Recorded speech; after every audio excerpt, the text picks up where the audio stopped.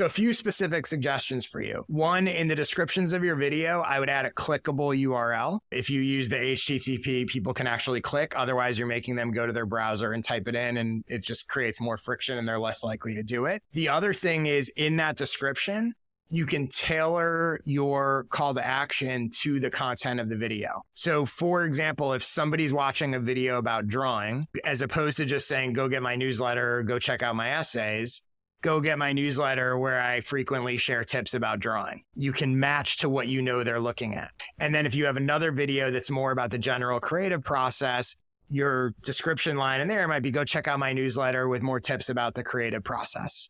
Match it versus just saying, go check out my newsletter. The other thing, which I don't think you've done, maybe you have and I don't know about it, I would do a video specifically pitching the newsletter. Once you clarify in your own mind what this thing is, you have a huge audience, you have 200,000 subscribers, I think, or whatever it is. Do a video that really is just about this resource and telling people what it is and why they should check it out. And my guess is that will probably drive a bunch of subscriptions for you. It also comes in handy that you can use it in probably other ways and link to it in other videos. It just seems like a good resource to have. I was watching how you pitch your newsletter in some of your videos. And so I watched the video called How to Do What You Love. You do have a pitch in the video itself pretty early on, which is great, and make sure people see it. But you basically say you're pitching your sort of essays newsletter, and you essentially say, hey, subscribe and you can get them, or I say the same thing in my videos. So you undercut your own pitch by basically going, hey, I got this newsletter and it'd be great if you subscribe to it, but you don't really have to because I'll say all this stuff here as well. And I'm all about repurposing content, by the way, but that is not helping you.